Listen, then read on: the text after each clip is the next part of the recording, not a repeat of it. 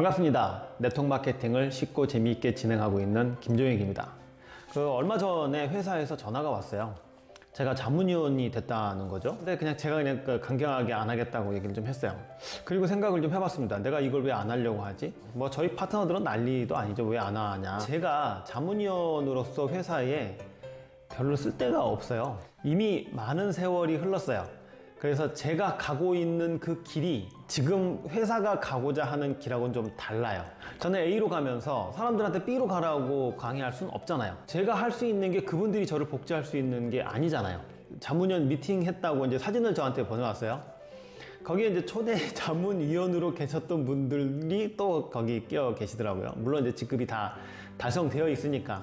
그러니까 웬만하면 그냥 나오시지. 제 개인적인 생각으로는 한 프레지덴셜 되신 분들, 막 열심히 이제 조직도 생기고 돈 맛을 좀 보고 이런 분들 있잖아요. 그런 분들이 자문위원이 되면 참신하고 좋은 아이디어가 많이 생길 거라는 그런 생각을 좀 개인적으로 가져봤습니다.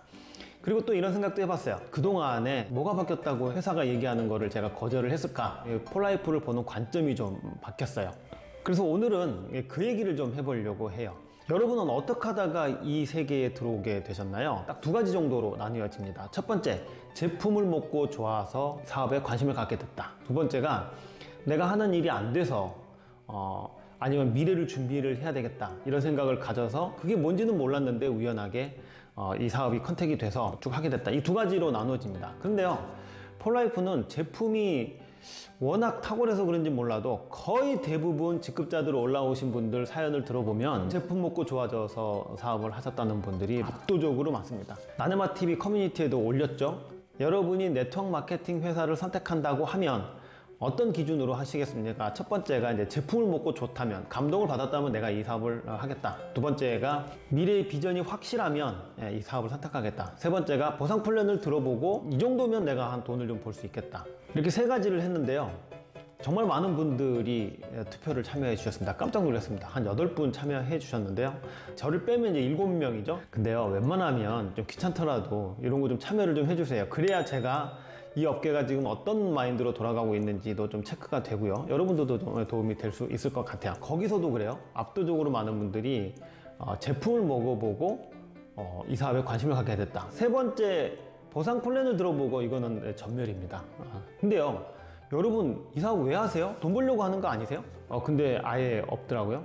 어찌됐건 그런데 이게 왜 중요하냐는 거죠. 어차피 여러분들이 이제 이 세계에 발을 들여놨으면 이제 사업을 진행하게 됐고 이제 직급자까지 이제 달성을 하게 됐잖아요.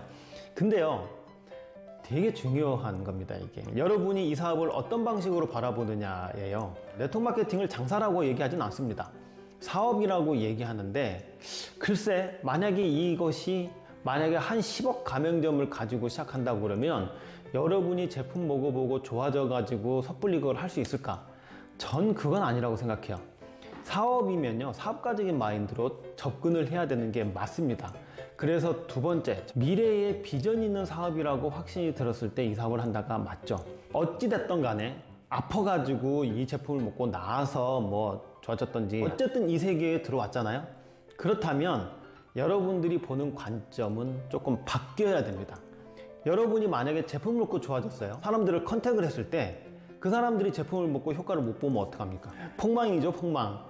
이게 나는 효과가 좋다고 10억 들여서 이 사업을 시작했는데 사람들이 전부 다 효과가 없대.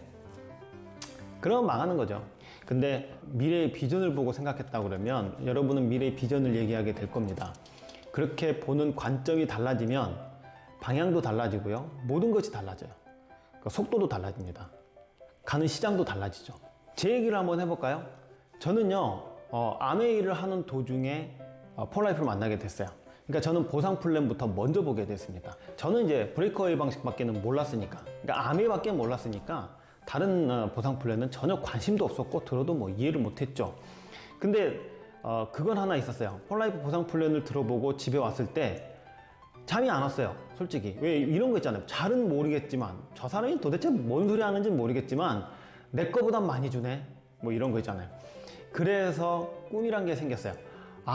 이거를 부업으로 한 1년 하면 돈 100만 원 벌지 않을까? 이런 생각을 그때 하게 됐어요, 처음으로. 두 번째는 이제 제품을 듣게 됐죠. 근데 저는요, 제품을 먹어보고 전혀 효과를 못 봤어요. 사람들이 앞에 나와가지고요, 뭐 제품 먹고 너무너무 좋았다는 사례를 이렇게 들어보면 나는 그게 의심스러운 거예요. 그런데 누가 효과를 봤게요?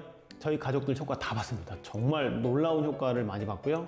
제가 전달했던 저희 소비자분들 기적 같은 사례들을 정말 많이 봤어요. 암이 나왔다 뭐 이런 얘기들을 할 수는 없지만 유명하다는 암병동은 다 다녀봤어요.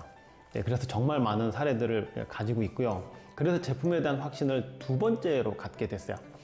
그러다가 세 번째로 갖게 된 게 미래에 대한 비전입니다. 자, 이때가 제 인생의 이제 터닝 포인트였던 것 같아요. 4차 산업혁명 시대는요, 그 어떤 전문가들도 어떻게 바뀔 건지 예상조차 못하는 시대입니다. 그렇지만 이건 하나는 있어요. 사람들이 편리한 쪽으로 바뀔 거라는 건 확실해요. 그렇죠? 그래서 많이 안 움직일 겁니다. 안 움직이는 것 때문에 건강에 문제가 생기는 거죠.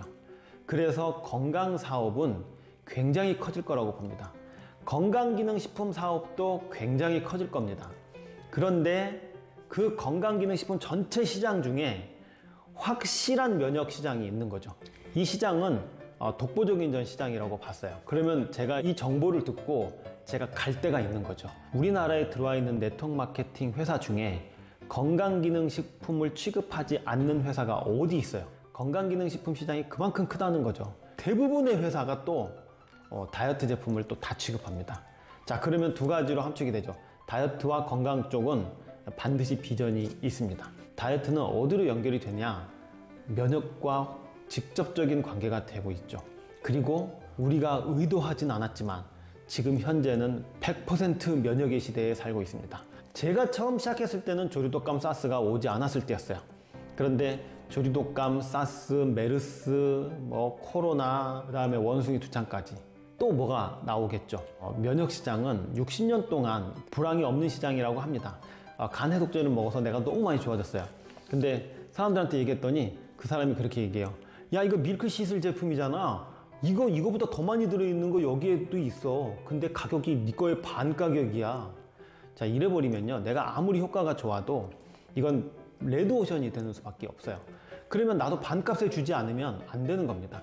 사업을 시작한 지 얼마 안 되신 분들은 다시 한번 생각을 하셔야 됩니다. 내 손에 쥐고 있는 이 아이템이 혹시 바깥에도 있는지. 그냥 한마디로 고달퍼질 겁니다. 왜? 가장 낮은 직급은요, 그 매출을 소비자들을 대상으로 해서 이뤄내야 되는 거예요. 사업자들보다. 그러니까 소비자가 먼저 생기기 시작하니까. 근데 여기서부터가 벌써 사업자를 찾는 것처럼 어려워지기 시작하면 정말 힘들어지는 거죠. 네트워커로서가 아니라요, 마케터로서의 관점을 바꾸셔야 됩니다. 객관적인 어떤 정보를 가지고 사람들한테 얘기를 했을 때 그 사람들이 끄떡끄떡 할 수 있는 것이 무엇일까를 찾아내셔야 됩니다. 사람들이 야, 이거 인터넷에 반값에 팔던데? 그분들에게 갑자기 꿈 얘기하고 목표 얘기하고 미래 얘기하고 이러면서 그 사람들을 끌어들일 겁니까? 그런 시대가 아니라는 겁니다. 지금은 여러분들이 파트너가 바깥에 나가서 물어뜯기고 와가지고 카운셀링을 요청했을 때 답을 주지 못한다면 여러분의 사업은 계속 하향세를 걷기 시작할 겁니다. 현실적인 대안을 주지 않으면 여러분의 파트너는 여러분에게 절대로 덤비지 않습니다. 그냥 조용히 떠날 뿐입니다. 이 문제에 대해서 심각하게 해답을 찾으셔야 될 겁니다. 왜냐하면 이 사업은 1, 2년 하다가 관둘 게 아니라 평생 사업을 할 뿐더러 여러분의 자식한테 상속까지 해야 되는 기나긴 여정이기 때문에 그렇습니다. 그러한 고뇌도 없이 회사가 주는 정보, 스폰서가 주는 정보를 곧이곧대로 믿고 그냥 나가가지고 물어뜯기고 또 다음 사람 이렇게 해가지고는 답이 없습니다. 오늘은 여기까지 하겠습니다. 감사합니다.